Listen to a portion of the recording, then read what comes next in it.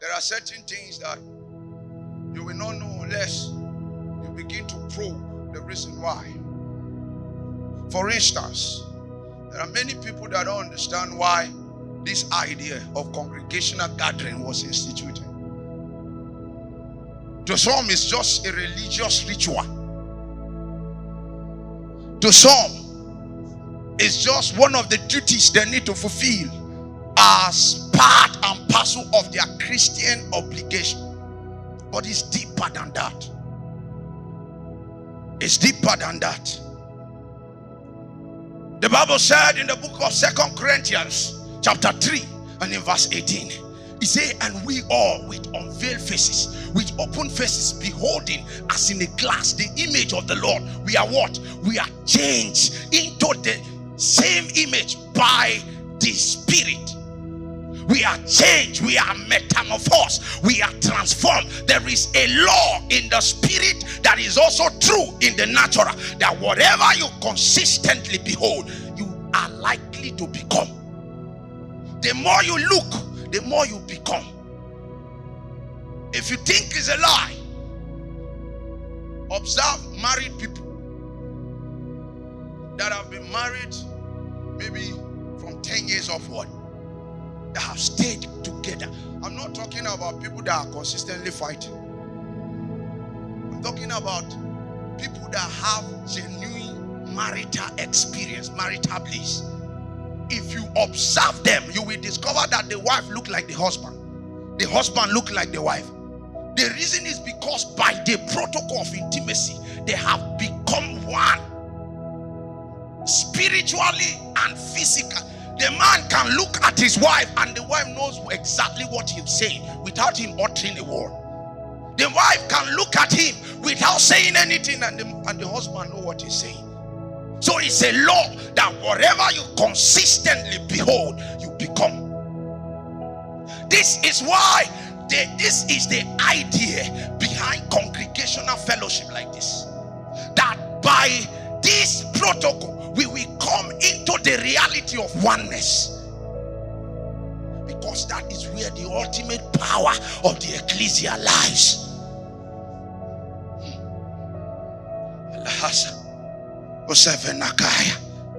Pastor Felix Manos Mindrihask Mananasa Amashosi Sahalia.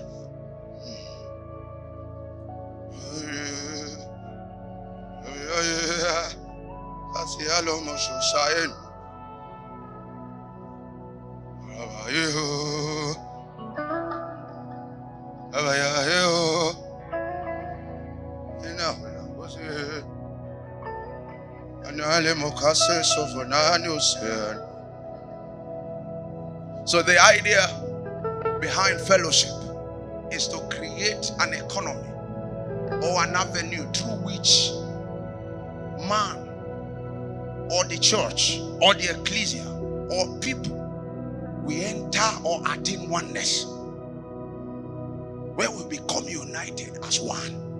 That is when we will begin to see the true meaning of the ecclesia and what it really means in the eyes of God the Father. I want to show you 3 things why oneness is very important. Number 1, it is the secret to the blessing. It is the secret to the blessing. In the book of Psalm 133, from verse 1 to 3, we saw that protocol carefully outlined. The Bible said, behold, how good and pleasant it is for brethren to dwell together in what? In unity. He said it is like the ointment, the precious ointment that is upon the head, that ran down upon the beards, even Aaron's beard, that went down to his skirt, the skirt of his garment. Verse 3, he said, as the dew of Hermon, and as the dew that descended upon the mountains of Zion, for there the Lord what? Commanded the blessing. You see, God is an immortal being. is an inexhaustible force. It's an ever-evolving reality that cannot be exhaustively studied nor exhaustively comprehended. But because he's a being of diverse dimensions and capacity, there are protocols that governs the unveiling of himself. There are certain realities that are available to God that men can never experience unless there is a structure.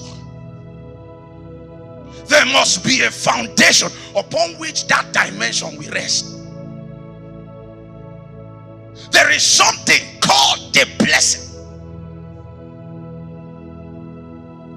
In all its entirety, the blessing is a reality of God that the church can never enter into until we attain unity of faith, unity of spirit, unity of purpose. It said, behold how good and pleasant it is for brethren to dwell together. For that dimension of God to rest upon the church, there must be a structure, there must be a foundation that will be solidly strong enough to host that dimension. And until that foundation is laid, we can't host it. We won't see it. God will not expose himself like that. That foundation is what is called oneness. When we become one, then when we enter a reality in God never seen, we will enter the power allotted to our dispensation to experience. This is the major problem, and that is why the devil fights so much, because he understands the mystery of oneness.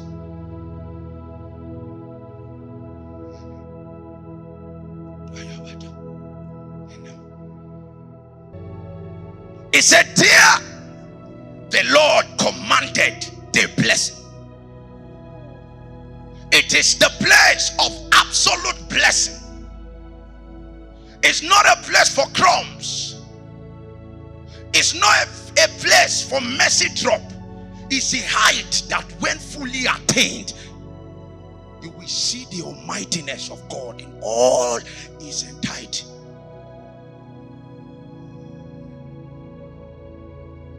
This is why oneness must be an object or a goal that we press after daily as a people, because we know that when we ultimately apprehend, we will bring a dimension of God never seen before. And the devil knows, so he will stop at nothing until he frustrates the agenda of the people of God that attempt to achieve oneness. Why oneness? It is the secret to invincibility, the secret to incorruptibility, and the secret to divine preservation.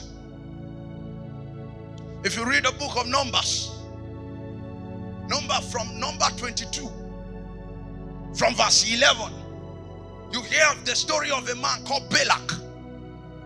He is the king of the Moab. He was frightened by the emergence of the people of Israel. He has heard of their fame and how they swept through other nations unstoppable. And he knew they were approaching his quarters. So he began to contemplate what to do. And he heard of a prophet called Balaam.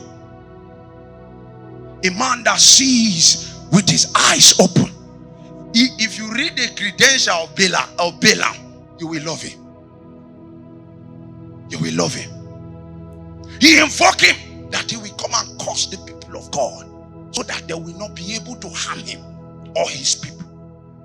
And when Balaam showed up, there was something that the Israelite had that made them uncurseable, that made them invincible, that made them unapproachable by any realm or power.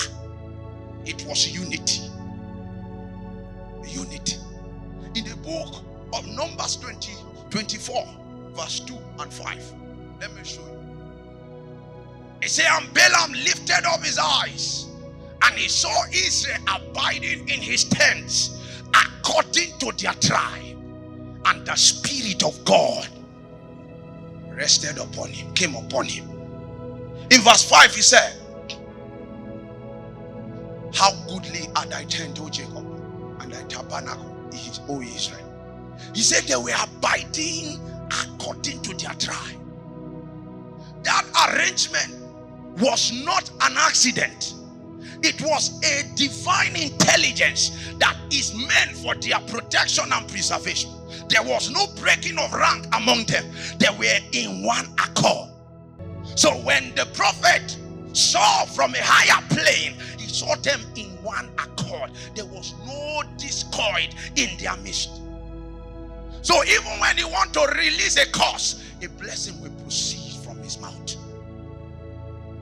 3 times, 7 altars were erected, 7 bulls and 7 rams were slaughtered upon the altar, just to summon powers to be able to curse the people of Israel. But the more they try, blessings proceed forth, because they were in array, in accordance with the will of God. They were in unity, they were in oneness. Zebulun remained in his lane, so was Issachar, so was Reuben, so was Judah, and there was no breaking of rank. When the prophet tried, every time he opened his mouth, his blessings that came out, he couldn't. Balak was frustrated. I brought you to curse these people. Hitherto you have ended up blessing them. And Balaam did something. If you read Revelation chapter 2 and verse 14, you hear the lamentation of Jesus. He said, but I have a few things against thee, because thou hast dear them that hold the doctrine of Balaam, who taught Balak to cast a stumbling block before the people of Israel, before the children of Israel, and to eat things sacrificed unto idol, and to commit fornication. If you go to chapter 31 of Numbers,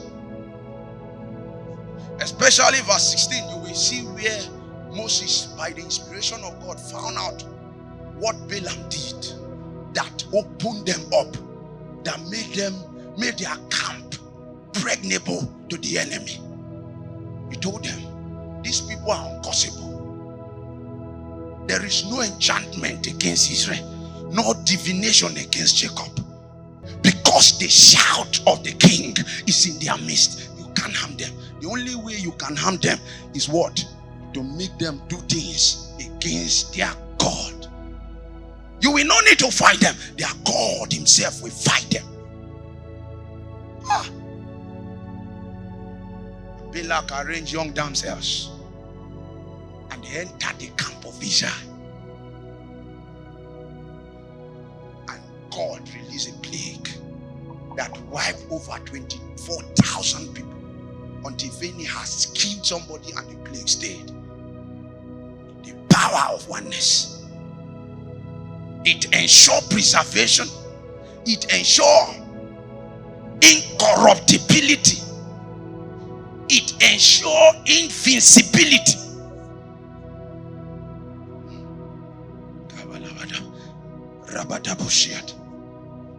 Oneness.